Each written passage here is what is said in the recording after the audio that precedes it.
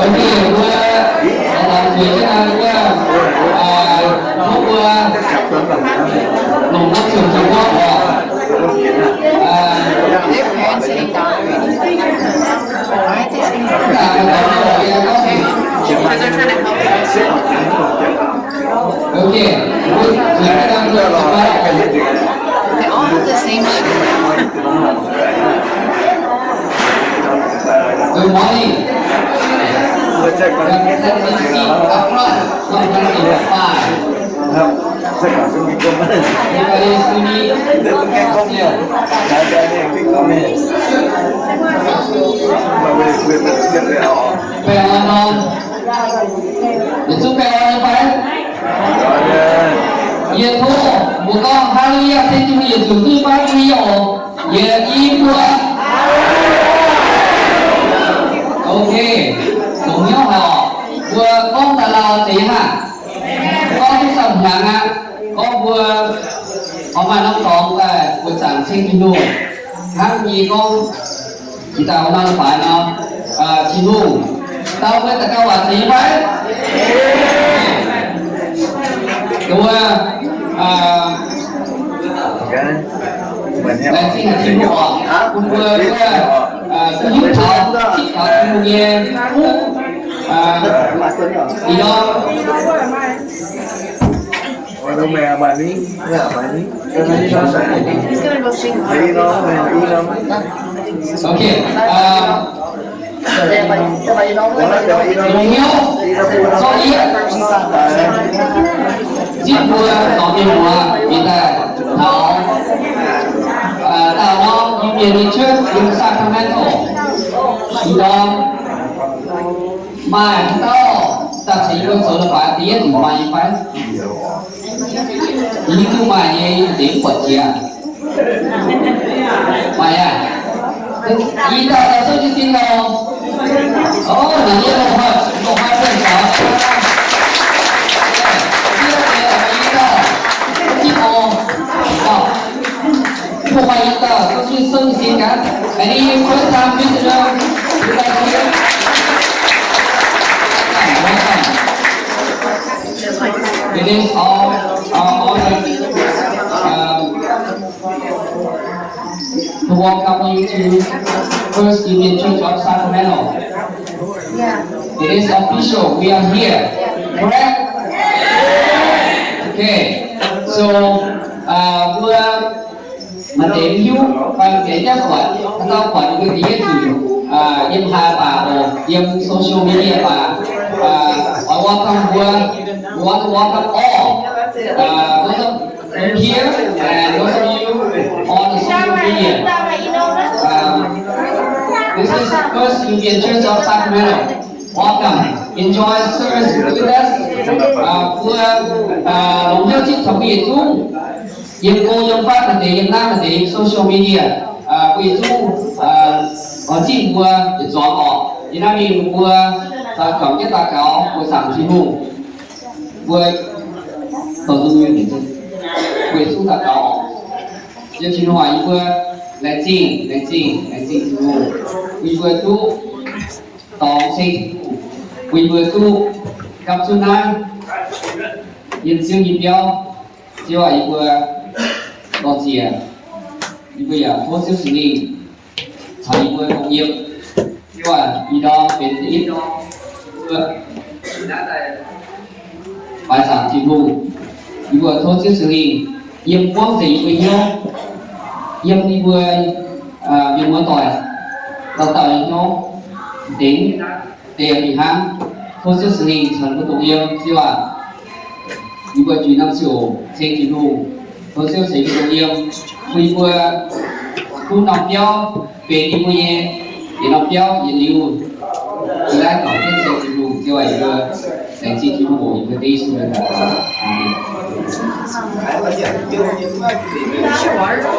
chúng ta mà trong một tế cũng phải cho phải lái xuống cái thu của mình.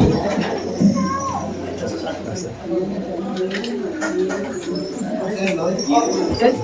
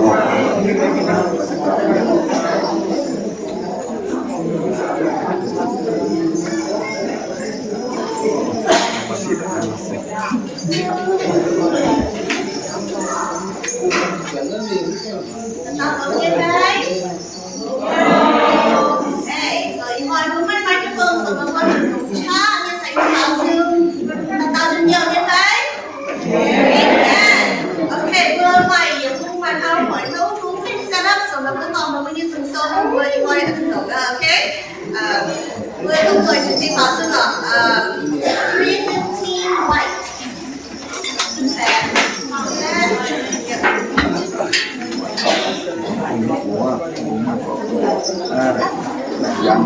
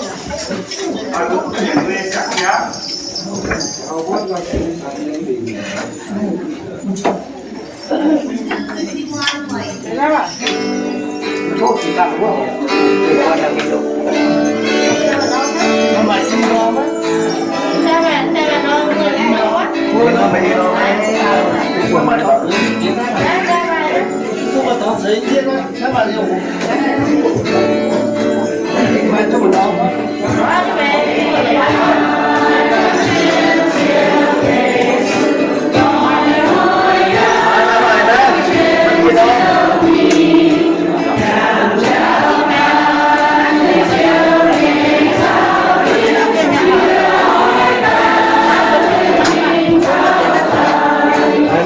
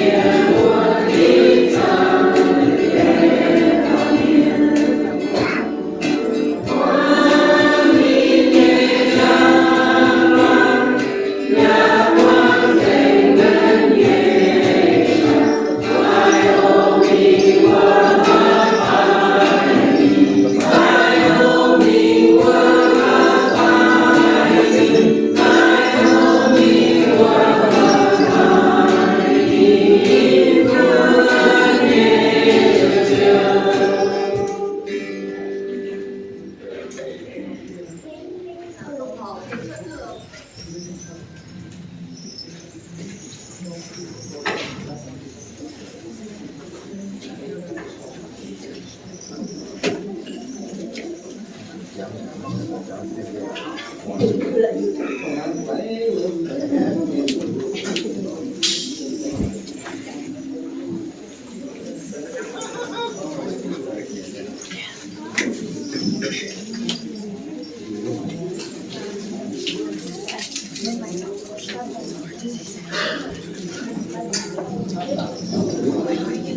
điều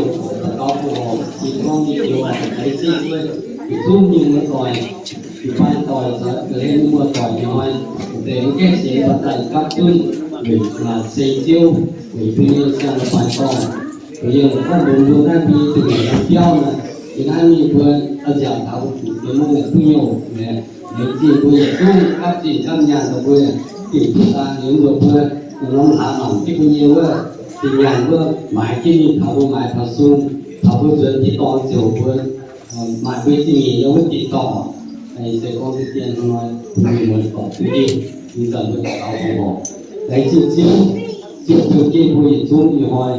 tôi chỉ dùng cái con như là tôi dần đó thì tại phải dùng xây tiêu quỷ tôi như sang là phải toàn vừa này chỉ chiêu với cả đó tàu này tôi chỉ nhà này mình chiêu giờ tôi vừa hay tôi non phải toàn tại tôi phải còn nhiều là còn xây chiêu này chỉ chiêu hộ còn nông chơi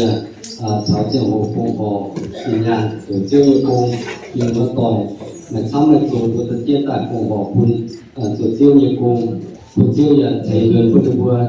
mà kun đến đây là này gì mà kun đến đây này gì vì hắn mình suốt sẽ phụ nữ kia rồi hàng mai tại phong hồ một tổ chức như cô một dạng tiền tiếp thùng từ khi giúp nhiều người tỏi thì coi tàn hay gì họ một cái nhiều tiêu gì mà chỉ tàu một siêu từ trên siêu nhiều bè hòn này chỉ tiêu giải vô phong hồ là từ chi nhà một tổ chức như cô tỏ gì phong hồ cái Giêsu bùa Amen.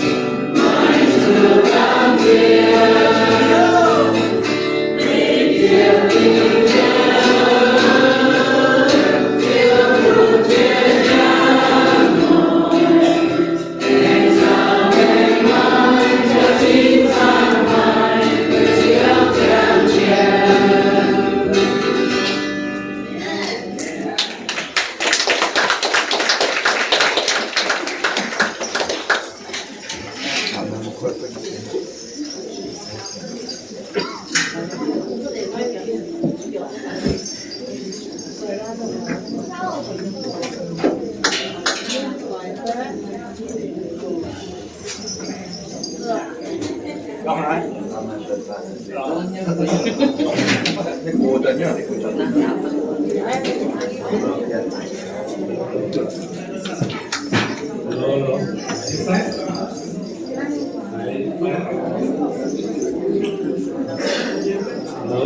Okay, gue Ranking Kidung, ranking punya siêu otong terlalu terlalu terima kasih Kidung. Và hãy điểm bác thì nói câu tư hiểm siêu điểm tiêu. Hãy coi chúng con amen. Ranking Kidung, ranking hãy quay chúng tỏ dung liên quan. Ranking Kidung, ranking quân làm viên thì thôi. Nhưng quay phát tự ta thật kiến. Hầu bùi nhiên chiếu thì hù, xây bùi nhiên chiếu. Và cái chiếc thảo không lấy chết em của em mất tuổi. Tôi mà thấy cái cứ xiên thì hù em mình mất tuổi là chúng ta sẽ thiết rồi lên phải. Và chiếc thảo của cái lúc mà nhé Tùng hà lan thì cái xiên thì hù mà phải lấy chết là chiếc của với nhau. Cái xiên thì hù mà sẽ lan phải nói. Cái xiên thì hù em vô nào hả? Ok, yeah.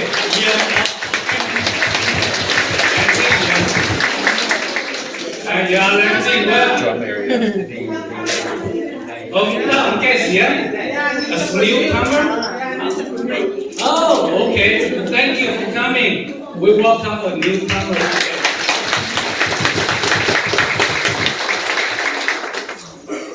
Xin hát ngày làm gì? Christy and Gain or buat tu tak sekian. Rồi đi bài, làm gì? Christy and Gain with you.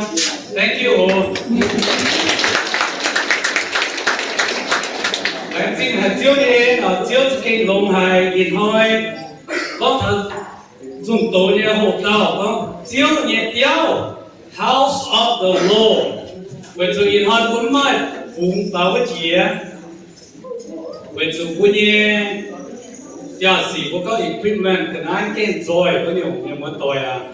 tôi phải nhớ thì họ tu tiền nó để phải thì nó là phải tu tập vào nó để phải cho hai tu cho chúng ta cái đồ thế rồi đáng tin tôi chỉ chiếu như thế yêu có như kỳ soi và sẽ có thật chiếu nhiệt tiêu vui yên chiếu nhiệt tiêu vui như nhau ngồi thật chiếu nhiệt tiêu lao hải à yêu vui thằng vua với dù thằng nó mấy quốc tập phong Yên mình lịch bài mình của mình lô lịch bài to của có central quá yên tụi mình là yên chi hạ yên chi chúa bé gì nhỉ của năm nhàng cao của yên ngắm tụi mình là không chỉ cha mà tao chuối mình nói lịch bài to của xuống thiên hùng mình tháo rồi hà lão mình tháo ra thảo phá hà ni chỉ chết ý chí ni chỉ chết qua buổi trước nó là bài tông, chúng ta phá chỉ chuyên hàng buổi yên nó là bài tông, xuất tài để buổi anh mà 动，我们表演，我主要我 Zoom， 来自我也 chairman 一帮的个别，老总在不都做了摆，因主行业风和啊就明年表，主行业了，我个下我只在都，别我名。我写啊，我那里摆动，我才建筑啊，做影响睇下你啊，接下以前嘅節咪頭，接一下以前嘅節方，我出那里擺動，但係會現開，前後在福我都，係喲，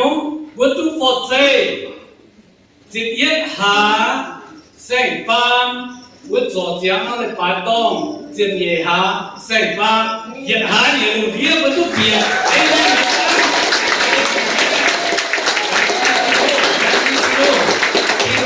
我係喺內嘢講現開，我驗招業標，佢就我驗招業標，我以後用我這樣啥？我啦嘢你挑，阿媽我幹嘢的擺動，阿媽招業標，但不屬天空。là niệm trong nhau trong ấy về chủ của những hiếu đó ai vậy với chính nhà đó ai vậy nó sẽเป็นchiếu để biểu chiếu để sinh tiền à hiện chungเป็นบุญnhé ở hiện nay mìnhเป็นท่านนั้นเนี่ยเป็นบุญhiện chung nhé là bài tông เป็นchiếu để biểu chiếu nhé là bài tông amen phải amen chiếu à hiện nay chính thiên hùng tại một các hiếu các ấy chỉ còn một số chiếu số chiếu như xử lý tổ chức vua giảm chiếu in hồi chiếu à vua thô lông giảm địaเขาเรียกvuaใจphúc vuaนักquan miền hải tu nom chiếu như biểu in hồi chỉ để hạ giải phàm ý chính in chiếm phàm như túc biển chiếu như biểu một số chiếu tao chuẩn đến chính giảm địa hồ chiếu à như tao cả tây số như vua amen khi sau như là có một vua chiếu như biểu yên sinh dung như chỉ chiến tập với yên thể chiếu thô người nhiều hăng có nhiều yên ỏi lọ sẽ yên liu yên sẽ và yên chiếu như biểu yên quá mà kiến chiếu tổng này đồng yên như nhẹ biểu chiếu nhìn khi sau bên mình nghe của vua có thật chiếu như biểu vua ở yên vua lọ bùn nhiệt chiếu thiên hùng vua yên vua bài bùn nhiệt chiếu thiên hùng vua in hỏi vua chuối cái này vua tập xây bùn nhiệt chiếu thiên hùng vua bài bùn nhiệt chiếu thiên hùng vua mất ta là hăng vua yên nói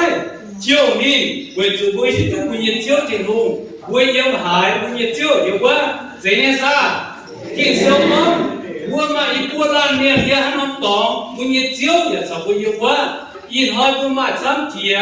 vua lan miền vua mai nghỉ bé lan miền hiện nay sao nhà miền vua mai nghỉ bé lan miền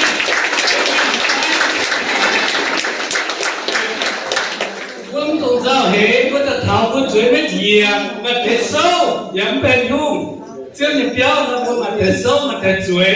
mà thế bài vua ở trên kia luôn á giờ chưa nhập béo vua kia yếm chỉ vua sốt để mà họ về với chú thế bên những hồ sẽ có in hoa nhưng mà toàn một tài liệu chiếu biểu yên tôi toàn chuối不知切准tôi nó chỗ hồ nên mà tôi vua làm ham làm chiếu biểu là vua bên mấy bên chủ tế với bên chủ tế mấy giống bên không cái thế như chiếu bia đi nhé là cái bia đi nhé sinh tiền kỳ sâu con sinh dung sâu như bé bia ở chỗ to chia trên bia nên nhé sinh tiền nhé là cái xây trên bia là cái nhiều ở chỗ to chia nên xây nên nhé mình em này phải in hỏi bữa tập tao thấu này là cái bữa hai trên yêu anh thấy con na con chiếu nhịp biểu bữa nhìn nhau hiện nay bữa anh thấy cái biển như phải anh thấy cái biển anh thấy cái tài có em đó là miền làm hoàng miền xiên con bữa chúng ta quay cho chẳng cái nào là phá tàu vậy ha thế em chưa muốn mà chưa quân em chưa muốn hiện nay siêu phải chưa thiên hùng siêu về cô ở nhà cô gì đó tức là bà luôn rồi rất là chẳng gì á ok là thiên hùng về rồi vừa là nghe học ở đây biệt chưa được béo chưa được sinh kỳ sinh bây giờ thiên hùng in họ thiên hùng cái thầy phu cũng được quên quan nhiều miền dễ ha vừa nhưng tao nào à vừa bé và mất quạt gì chẳng kia phải in họ vừa bé nhưng phải diễn xuất ta vừa tu biệt ta vương chi mà tu quạt bu huân tu hải vừa dưới cái kiến dễ ha nó chưa có amen vừa chủ vừa yếm chưa béo chưa sinh kỳ the farm thiên hùng dân kinh long hải sinh dương sôi bé bia con为主教在给公海，你也留只做年他面，你妈只做年后，他嘛哥嘛代，这块不年教也留他不，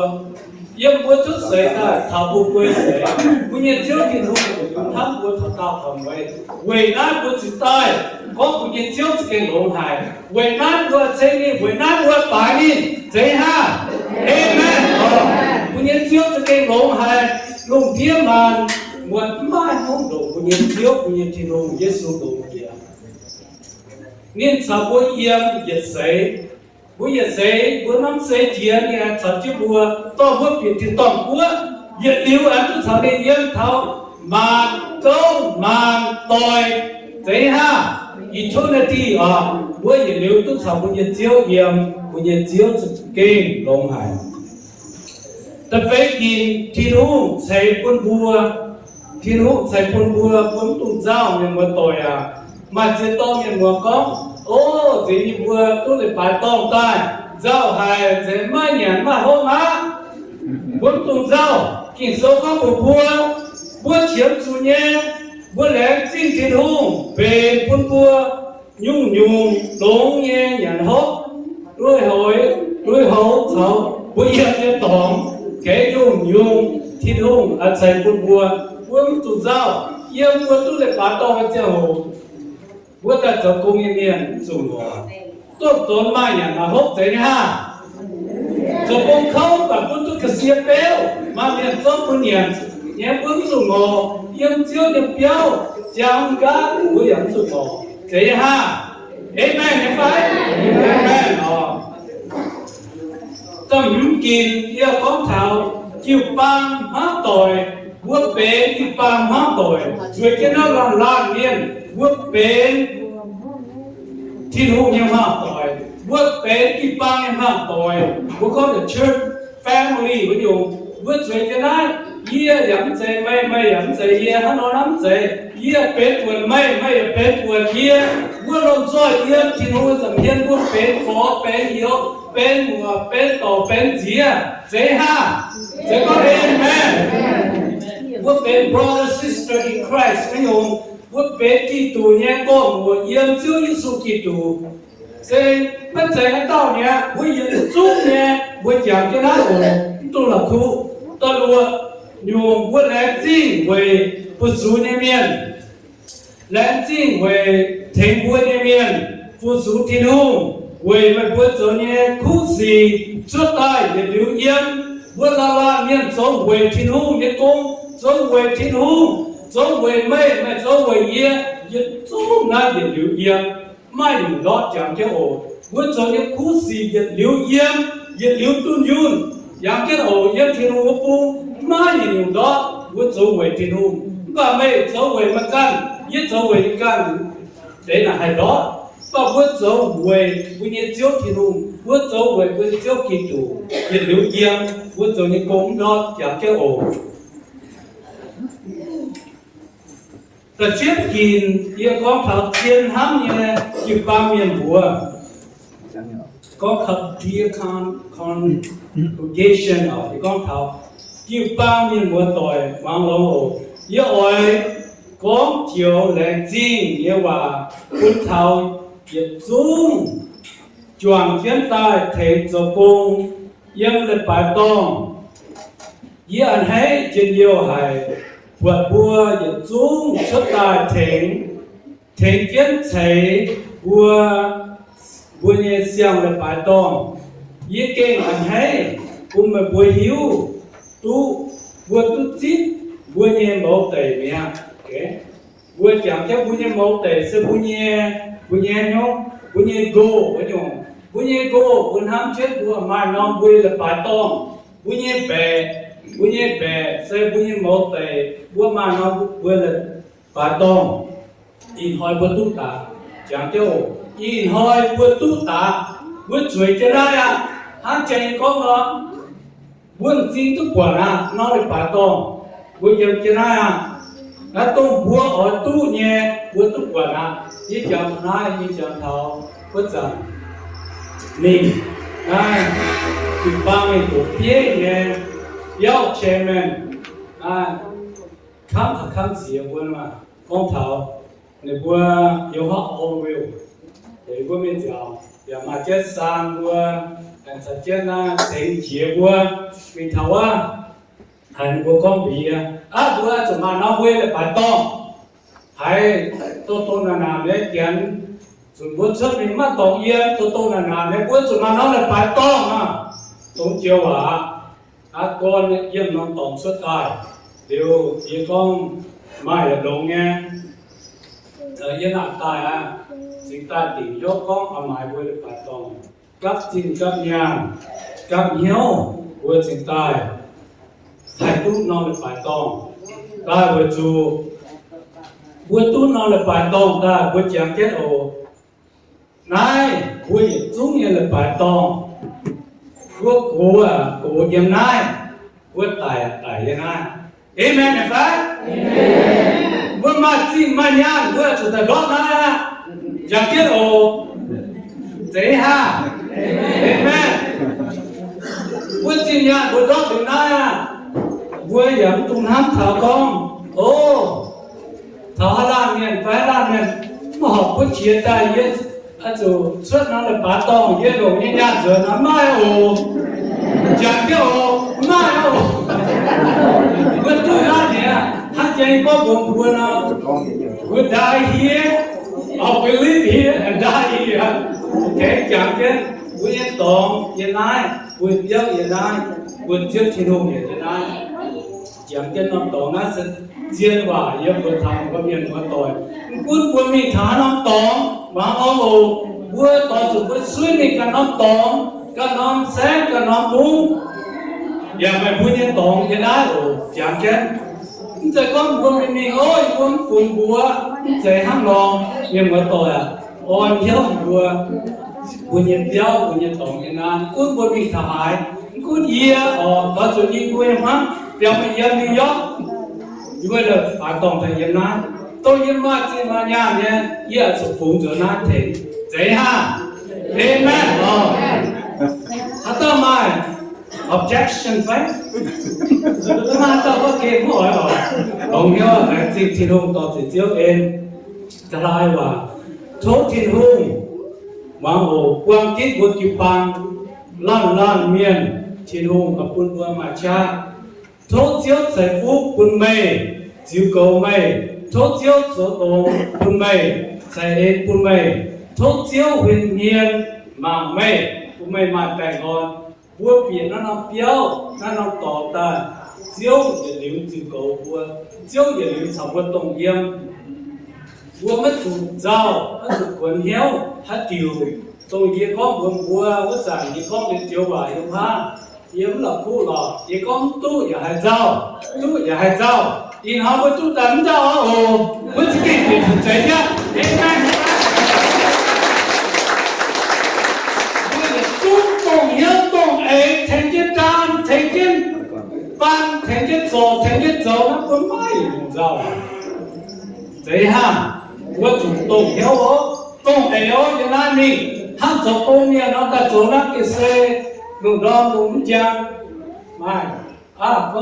có khi hà cũng chăng nó ta thảo diêu xuân có mà như cổ cáo ta diêu xuân không có là mình chăng ta là chỉ có số công nhân quẩy ông bà giờ hai nếu bây giờ tao diêu xuân quẩy hai ông bà ta là chia tao có cái quan trọng cha cho công khâu nhận của chúng ta tự duy cho nên chính kỳ đâu amen phải amen chính kỳ đâu àเราพูดชาวพุทธเจ้าตัวเดียวอย่างจริงนะและจริงนะฟังอยู่นี่เรียนเที่ยวทางเช่นนี่เราเนาะเที่ยวได้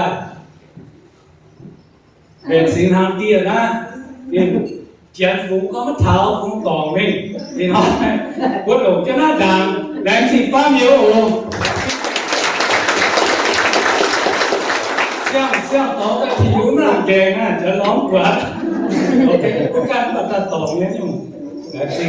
跟越南的我本身他们出啊，我出到我，你说过我也มาทายเซลนี่จุดจางนี่จะเป็นอย่างสิงหางจะเป็นเขาเจ้าสุญญสินจางจะเป็นเขายิสุญญจางว่าลูกปีเจ้านี่เบี้ยวหินหอยว่าลูกชาวเจ้าจวงเอี้ยเนี่ยสิงหางว่าจะเก่งมันให้หายออกว่าต่อจิตวิญญาณเจ้าวิญญาณที่หูเอ็นใจจะเก่งลงหายคนเขาว่าจะได้บทอย่างเขาเจ้าสูที่หูนี่จะเก่งมากบทปางเมียนเสียที่นี่แมงแต่ตายเวทเขาบทจุยเมียนคุณบัวเสียนิสูยเมียนคุณเอียนไอไม่กล้ายังลงเบี้ยดูเสียงเขาบุญเจียวบุญที่หูบัวจันยังเจียวนี่เปี้ยวบัวเนี่ยเจียวเนี่ยหางบัวจากเขานี่แรงจริงบุญที่หูแรงจริงบุญเจียวคุณน้องเจียวบัวลมจอยอันให้ตาเก่าโทเจียวที่หูกว่าบุญช่วยมาจนป้าบุญจะสกงยันนั่นปานตองบุญป้องว่าหางไอ้ป้องว่ามาเจียวหูจิตจุยสุดกันเต้าแฟนมาน้องตองบัวลมจอยโทบุญเจียวกว่าคุณบัวไม้หอบดินหอบไอ้เนี่ยเนี้ยบุญเจียวอย่างเนี้ยออกแต่จริงที่น้องกันเป็นสิ่งทางเนี่ยมันเป็นตาจ้ะ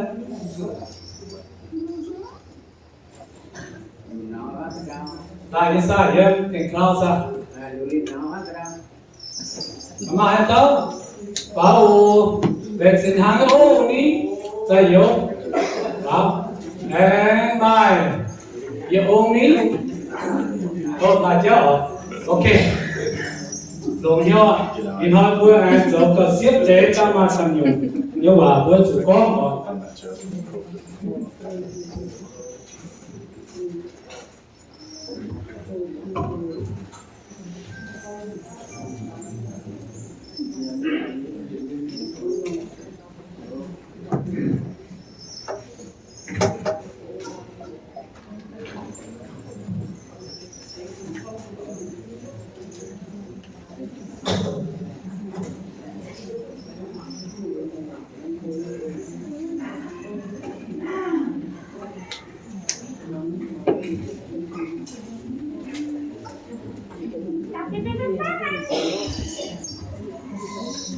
像个把当我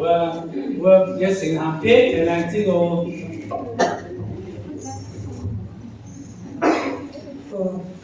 chính cái chiếc trình hồng ở nó sẽ ghê bây giờ tu xong lại còn ta về mà phụ chiếc này em là trình chiếu như sẽ mất về thì mình nó cũng đi vào như trình nhớ về phụ là tu về trình địa trong muốn gia đình tu mãi trở thành nói về tâm mạng số tiền số họ đi nói về trình hồng tu phải chưa tập là ôi vừa làm trình công thì cái chỉ chiếu chỉ buồn, đều chỉ buồn họ làm nên tốt thời năm sau thì mới to chuyện này thì hỏi cái tốt nghiệp chiếu nhiều sản giao sản chiếu thì tiền cũng lại với lại chỉ chiếu này hầu hai anh chị tiền chiếu làm trả điều chất trả những cuộc chiến thì vừa tàu mình suy sao như suy thì sản vừa hiện phượng làm gian thì với cái sản phẩm chuyên nghiệp sinh sản phẩm chuyên nghiệp giang để chất đại sĩ luôn là chuyện từ những lời tốt xin dễ chưa từ từ vấn đề chưa để chưa nhẹ chẳng được đúng như tôi lấy từ tàu sẽ chưa đi ra những hành động chính hàng ta cao để chia sẻ đến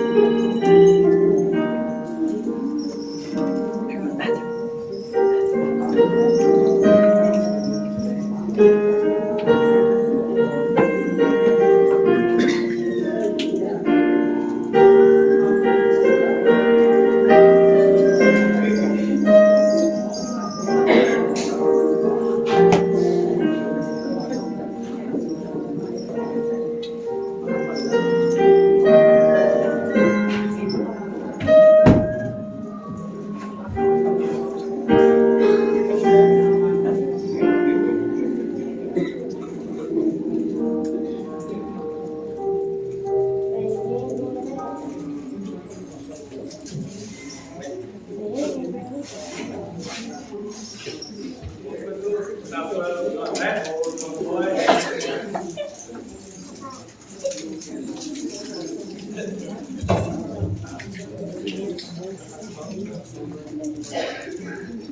nếu buat tham buat sebab mungkin siap kino berdenam buat menyanam penyong o, tong siap kino berdenam menyanam. I just want to briefly say for those in Christian, please don't take the bread. Only for the Christian people, okay? Buat lòng joy, tu chiếu nhà Chúa, ta buat lòng joy, nhà họ buat cảm thảo chiếu xuống nhà xin Chúa nhà họ.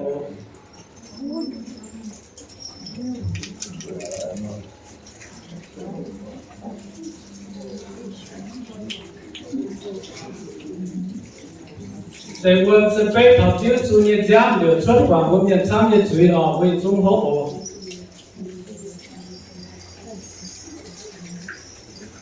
Soal kita kau amen. Amen. Kalau dia tak kau beliau, tak kau beliau pun kita dia, dah awal sejauh mati zoom dia kita tunggu mati kau tegak kau.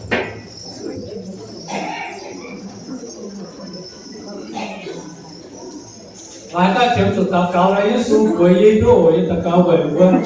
Ok, anh sáng này ok.